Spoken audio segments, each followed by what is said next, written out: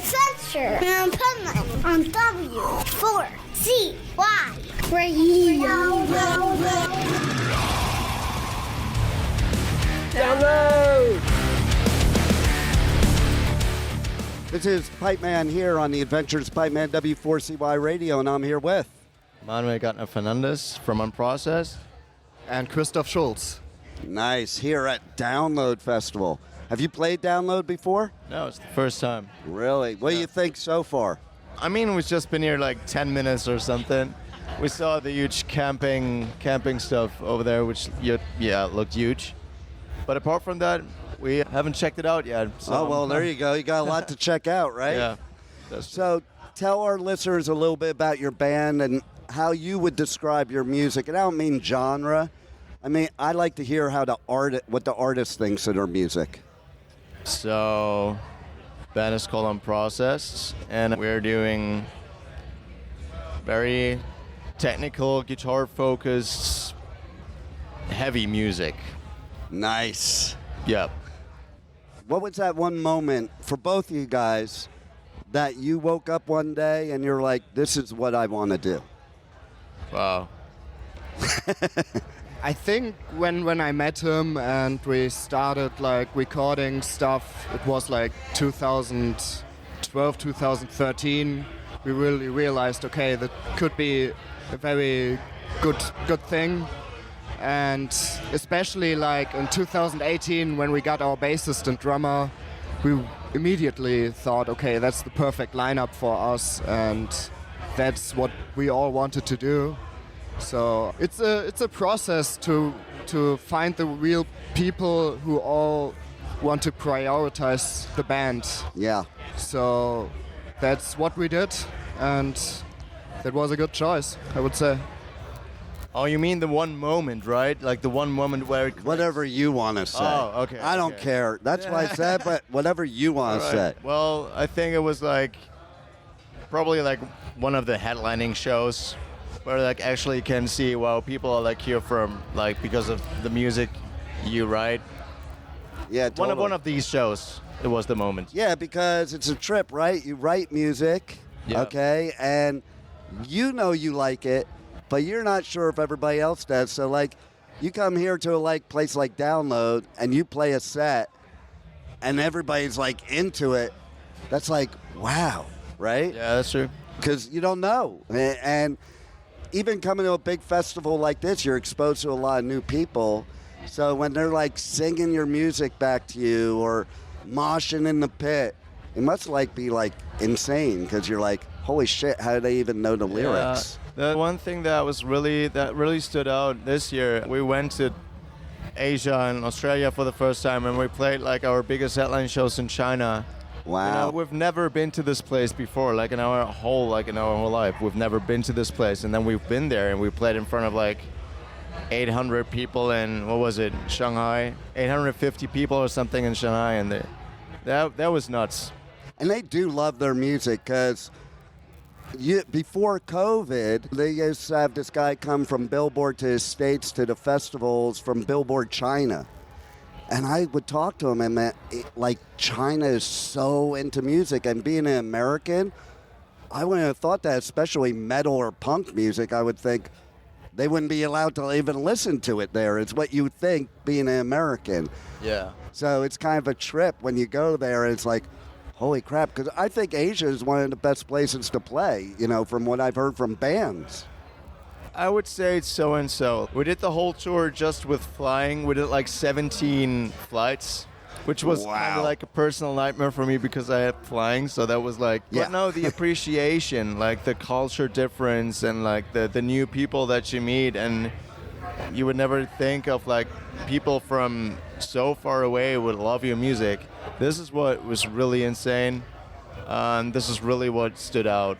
Makes the world a lot smaller. Oh, it does. Because you don't imagine that. It's like kind of like first time I ever came to Europe from America, I remember going, what were they talking about? Because like in America when I was growing up, it's like, oh, don't go anywhere else. It's scary out there. We're the free country. And I went to Europe, I'm like, what were they talking about? I feel freer here than I do at home. Yeah. Yeah.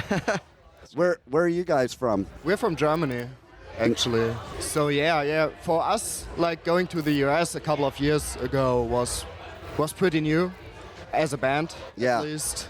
And yeah, with the Asia thing, what I wanted to say as well is like when you compare all the different continents, how you get treated as a band.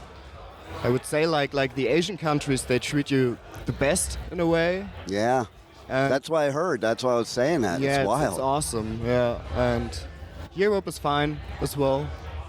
But Have you guys ever played Wacken? no, we never played Wagner. Really? Your home country? I know. Would be sick, definitely. We need to make that happen. Yeah, sooner or later. There you I'm go. sure. I'm pretty sure like we're too like new and modern for Wacken. Right? Maybe. But you never know. You never know. They really love their traditional metal, Yeah, they do. which I love too, but I'm not sure if we would like. I think we would do pretty good at Wacken, but I'm not. Yeah, I don't know.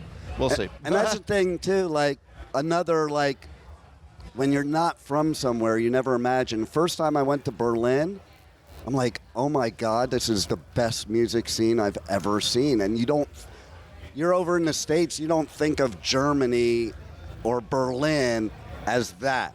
And it was so the opposite of what you grew up thinking, not being from there. And like, I think it's one of the coolest cities in the world, personally. Yeah, Berlin is really huge. Yeah. And it's really like full of musicians and really like full of different people and personalities.